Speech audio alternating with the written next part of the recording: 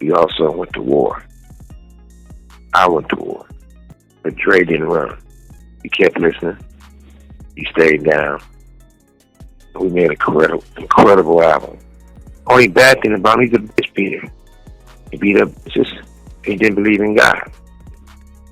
I don't know if he believes in God now because I haven't spoke with him. I know back then when he was around me, he did not. When Suge Knight says something like that, people listen. Because Suge doesn't hand out compliments, ever. Not to rivals, not to former friends, and definitely not to artists who walked away from his empire. But this one moment, this one rare admission, opened a door no one expected. It wasn't about contracts or money, it was about loyalty. The kind of loyalty that held Death Row together during its most dangerous years. And the truth behind that loyalty goes way deeper than fans ever realized. Before the platinum plaques, before the chaos, before Death Row became the most feared label in music, there was a partnership built on risk, ambition, and a level of trust that almost didn't make sense. Suge praising Dr. Dre wasn't nostalgia, it was confession. Because Dre didn't just help build Death Row, he held it together when the world wanted it to fall, and the story of how that happened starts long before the spotlight ever hit them. Let's break it down. DRE before Death Row, the domino effect. Before Death Row even existed, Dr. Dre was already stuck inside a storm he couldn't escape. Early 1991, he was still tied to Ruthless Records, the label he helped build with NWA, the label that made him a star, the label that also left him chained to contracts he felt were crooked. Dre was watching everyone else eat while he felt boxed in lawsuits were piling up. Money wasn't adding up, and the more Dre pushed for clarity, the more the tension grew between him, Eazy-e, and Jerry Heller. This is where Suge Knight enters the picture, not as a rival, not as a villain, but as the one person willing to do what Dre couldn't. Suge saw Dre's frustration, saw the cracks forming inside Ruthless, and saw opportunity. But more importantly, he understood Dre's value, the sound, the vision, the discipline. Dre wasn't just another producer, he was the entire engine. Those words weren't exaggeration. Dre genuinely felt trapped. Everything he built was slipping away, and staying would have meant slowly killing his career. So when Suge quietly told him there was another path, Dre listened. Not because he trusted easily, but because he knew staying put would destroy him. What most people don't know is how early Suge started protecting him. Before any contracts were signed, before Death Row even had a name, Suge was already moving in ways that showed Dre he wasn't alone, and Dre noticed. That early bond, those small actions, planted the seed that would eventually grow into the most feared and influential label of the 90s. But Dre's escape didn't just change labels, it changed hip-hop. I just had to move aside for a minute and do my own thing, make a little bit of Dre's money, you know what I'm saying? Ren is doing his own solo thing, and everybody's gonna get paid. The birth of Death Row, DRE, as the foundation. When Dre finally cut ties with Ruthless, he didn't just step into a new chapter. He stepped into a power vacuum. Los Angeles in the early 90s was shifting fast. The streets were erupting, the music scene was changing, and the industry was hungry for a new sound. Dre had the blueprint, but no platform. That's where Suge came in with something Dre never had before: total control. Death Row didn't start as a powerhouse, it started as a gamble, a dangerous one. Dre was the visionary, the perfectionist, the genius behind the boards. Suge was the muscle, the strategist, the man who could clear any obstacle in the way. Together, they had the perfect formula. But in the beginning, it was Dre carrying most of the weight. The label had no catalog, no charts, no public identity. What it did have was Dre's belief that he could build something bigger than anything hip-hop had seen. One of Dre's first moves was Deep Cover, the soundtrack record that announced Death Row's arrival before the label even had its feet on the ground. Its dark bass, cinematic tension, and raw West Coast energy told everyone the game had changed. It wasn't just a song, it was a warning. Dre was back, and he wasn't playing safe. Suge later said that Deep Cover proved Dre wasn't running from anything. He was building something he knew could dominate. And he was right, because once that track hit, Death Row went from an idea to a movement. Dre didn't just give Suge a label, he gave him a weapon. And the world had no idea what was coming next. Chronic era explosion, loyalty in action. By 1992, it was clear Dre wasn't just rebuilding his career, he was reinventing the entire West Coast. When the Chronic began taking shape inside the studio on San Vicente, the atmosphere was electric. Dre was locked in, laser-focused, pushing sessions until dawn. He wasn't just producing tracks, he was crafting a sound nobody else could touch. The G-Funk bass lines, the whine of the synths, the laid-back aggression. It all came from Dre's refusal to compromise. But genius alone wasn't enough. Behind the scenes, the studio was chaotic, filled with tension, rivalries, and the unpredictable energy that would eventually define Death Row. Dre kept his head down and stayed committed. And this is the part that Suge always emphasizes. Dre didn't fold. Even while chaos exploded around him, he pushed harder. Suge respected that. He'd later say Dre was the kind of person who didn't panic when everything around him got loud. While others fed off the madness, the fights, the egos, the politics, Dre drowned it all out. His loyalty to the mission was simple: finish the music, make it perfect, and push the label forward. When the Chronic dropped in December 1992, it didn't just succeed, it exploded. Nothing but a G thing. Dre Day, Let Me Ride. Every track became an anthem. Death Row immediately transformed into a powerhouse, and it was Dre's work ethic that carried it. And through all of this, Dre stayed by Suge's side. He didn't bounce when pressure showed. He didn't hesitate when things started getting dangerous. For Suge, that was real loyalty, and the reason he still talks about Dre with respect today. Oh, I'm chilling, man. Just reunited with my nigga Snoop. Haven't seen him in a long time. It's like my little brother, man. I love him to death. I feel real good to be back in the lab with my nigga, man. For real. I'm ready to come on here and just like do whatever I need to do to make sure this next shit is a true success, man. For real. Believe it. Inside the chaos, why Dre stayed when others wouldn't. As Death Row grew, the energy inside the label shifted from creative hunger to full-blown volatility. By 1993 and 1994, the studio wasn't just a place to record, it was a battleground. Fights broke out in hallways, tempers blew up during sessions, and the atmosphere became heavier by the week. Most producers and engineers would have dipped the moment things turned dangerous. But Dre didn't. That's what made Suge's praise hit so hard years later. Because Dre stayed in the fire longer than anyone expected, Suge surrounded the label with street-level protection. And while it kept Death Row untouchable from outsiders, it also created tension inside the building. Artists argued, crews clashed, and the line between music and mayhem blurred. Dre could have walked away at any time, especially after the Chronic's success gave him the industry leverage he had never had before. Labels were calling. Executives were offering him safer environments and cleaner money, but Dre kept showing up to the same room on San Vicente, headphones on, blocking out the noise. To Dre, the mission mattered more than the madness. He was committed to perfecting the sound that was putting the entire West Coast on his shoulders, and that commitment meant more to Suge than fans ever realized. Suge respected strength, loyalty under pressure, not loyalty when everything was easy. Dre didn't just stay because of contracts or money. He stayed because he believed in what they were building, even when the walls felt like they were closing in. Inside a label where most people were choosing sides, Dre chose the music, and that decision is one of the main reasons Suge still talks about him with a respect he rarely gives anyone. The Source Awards and the East Coast-West Coast firestorm. By 1995, Death Row wasn't just successful, it was unstoppable. Dre had built the sound, Snoop had taken it global, and the label was dominating every chart that mattered. But inside the culture, tension was bubbling under the surface, and it all exploded on one night. The 1995 Source Awards in New York City, the night the East Coast-West Coast rivalry became public. Suge walked onto that stage at Madison Square Garden with the confidence of a man who controlled the most feared label in the industry, and when he delivered his infamous shot at Puff, "Come to Death Row," the entire building turned hostile. The booze, the tension, the confrontation backstage. It was the moment hip-hop split down the middle. New York versus Los Angeles. Bad Boy versus Death Row. And Dre?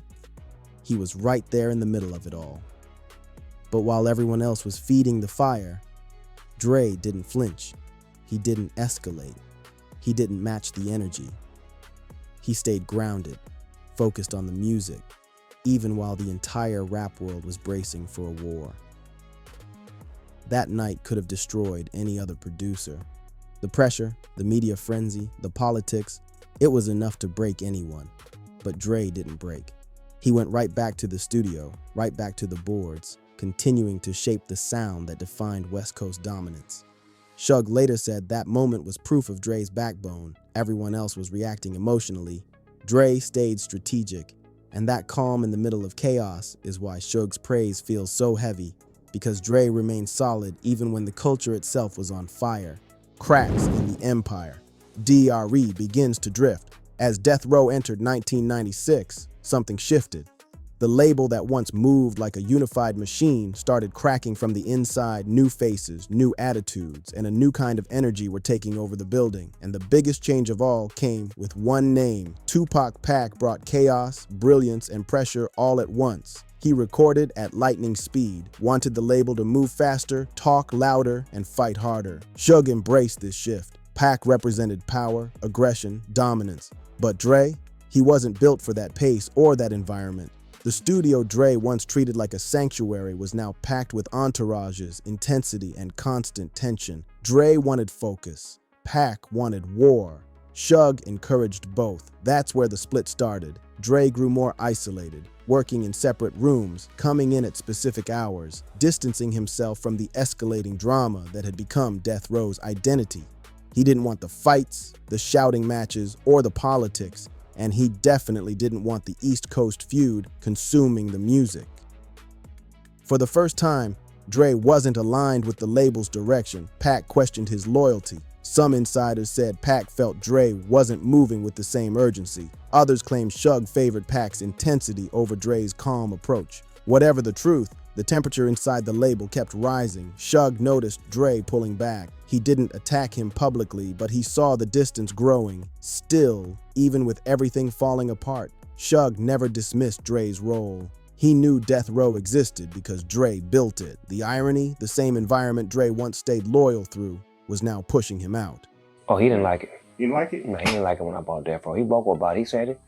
He spoke to it. He didn't like it, but at the same time, he didn't know what I was doing. See DRE's exit, a risky betrayal or a necessary escape. By early 1996, Dre had reached his breaking point. The label he helped build had turned into something unrecognizable, loud, unpredictable, and dangerous. What was once a creative home had become a pressure cooker. After months of quiet frustration, Dre made the move nobody thought he'd ever make. He walked away from Death Row, not quietly, but completely. No masters, no catalog, no leverage. He left everything behind. In the industry, people were stunned. Who walks away from millions? Who leaves behind a dynasty? Only someone who feels they have no other choice. Dre wasn't running from responsibility. He was escaping a situation that was spiraling inside the label. Pac saw the exit as betrayal. Suge saw it as weakness at the time. The streets saw it as a war between giants. But years later, from a prison phone, Suge explained something shocking. He didn't hate Dre for leaving. In fact, he said Dre was one of the few who stayed solid during the years when things were most dangerous, and that his exit didn't erase the loyalty he showed before. Even after launching Aftermath, a label that would later become a global powerhouse, Dre never publicly attacked Suge. He didn't expose secrets, didn't go on a media tour, didn't drop revenge interviews. He stayed silent and let success speak for him. And Suge noticed. This is the strange twist. The man who walked away with nothing ended up gaining everything, and the man who once saw loyalty only through power would later say Dre was one of the few who showed it when it mattered. In Suge's eyes, leaving wasn't the betrayal. The loyalty Dre showed before he left is what still earns his respect today. Suge in prison. Reflection turns into praise. When Suge Knight landed in prison, everything changed. The noise faded. The power disappeared. The entourage, the cameras, the studio chaos, all of it evaporated. And for the first time in decades, Suge was forced to sit still and look backward. That's when his tone shifted. The same man who once ruled Death Row with an iron fist started revisiting those early years with a different lens. And in that quiet space, he began giving Dr. Dre something he almost never gives: credit. On his prison podcast, Suge spoke openly about those early death row days, the danger, the pressure, the threats that came with building a label that big, that fast. But the moment that shocked the hip-hop world wasn't a confession, a rumor, or a name drop. It was admiration. Suge said Dre stood tall when the war got going. And coming from him, that means something entirely different. We also went to war. I went to war. But Dre didn't run. You kept listening. You stayed down. We made an incredible album. Only bad thing about him, he's a bitch beater. He beat up just he didn't believe in God. I don't know if he believes in God now because I haven't spoke with him. I know back then when he was around me, he did not. That single line hit everyone because Suge never compliments the people he clashed with. Not Puffy, not Eazy-E, not the dozens of industry enemies he picked up along the way, but Dre, he gets respect. Because even after Dre left, he didn't attempt to tear Death Row apart from the outside. He didn't leak stories. He didn't expose contracts or internal drama. He just moved on. Suge acknowledges this now, that Dre wasn't scared, wasn't hiding, wasn't disloyal. He was just done. And in Suge's mind, that doesn't erase the years Dre put in before the collapse. If anything, it highlights them. In those prison reflections, Suge wasn't rewriting history, he was revealing which moments still mattered to him. And Dre's loyalty was one of the few he chose to highlight, the legacy of their alliance. When you strip away the chaos, the conflicts, and the fallout, one truth remains. The alliance between Dre and Suge changed the entire direction of hip-hop. Their relationship wasn't built on smiles or friendships. It was forged out of necessity, ambition, and a mutual understanding that together they could create something bigger than anything the West Coast had ever seen, and they did. Death Row wasn't just a label. It was a cultural shift. The sound, the visuals, the attitude, it all came from the dynamic between Dre's discipline and Suge's dominance. And even though their partnership eventually collapsed, the impact never faded. Every major West Coast artist of the 90s was shaped by the foundation they built. That's why Suge's modern praise hits differently. This isn't a man who sugarcoats history. Suge has criticized nearly everyone who crossed him. Artists, executives, allies, even former friends, but Dre gets a different level of acknowledgement. Because Suge knows the truth. Dre didn't just bring talent, he brought structure, legitimacy, and musical innovation that defined Death Row's golden years. Even the biggest names owe part of their success to that alliance. No Snoop without Dre, no Dogg Pound without Dre, no All Eyes on Me without the platform. Dre helped build the entire West Coast movement, from sound to style to swagger, traces back to that unlikely partnership. And decades later, behind prison walls, Suge chooses to highlight Dre's loyalty instead of their fallout. That says everything. Their story isn't about a breakup, it's about a foundation that reshaped music forever. The legacy of Dre and Suge isn't just the albums they made, it's the era they created and the blueprint they left behind. The truth behind Suge's praise. When most people think of Suge Knight, they think of intimidation, power plays, and a legacy built on fear as much as success. He's never been known for vulnerability or honest admiration. That's why his praise for Dr. Dre stands out so sharply, because it cuts through decades of conflict and exposes something deeper, something real. It shows that beneath the chaos, there was respect, and not just ordinary respect. Respect earned through pressure, danger, and loyalty during a time when Death Row could have fallen apart at any moment. To Suge, loyalty wasn't about smiling in public or posing for pictures. It was about standing your ground when everyone else backed away. Dre did that. He stayed during the lawsuits, the street pressure, the studio fights, the feuds, and the rise of an empire that many believed wouldn't survive its own momentum. Even when things turned dark, Dre didn't run. Not until staying became impossible. And when he did leave, he left quietly. No interviews dragging the label, no public revenge, no attempts to burn down what they built. He walked away with nothing but his name and rebuilt an even bigger legacy. That silence, that self-control, is exactly why Suge's praise still resonates. It shows that Dre didn't just contribute to Death Row, he held it together. In the end, their partnership wasn't about friendship, it was about impact. Dre and Suge created a blueprint that shaped the entire West Coast, launched icons, and defined a decade. Their connection was complicated, messy, and explosive, but also historic. So when Suge looks back and calls Dre loyal, he isn't rewriting history. He's finally acknowledging what the world already knows. Without Dre, there is no Death Row. And without Death Row, hip-hop would never be the same. If you learned something new, drop a comment, hit like, and subscribe for more stories that dig deeper than the headlines ever do.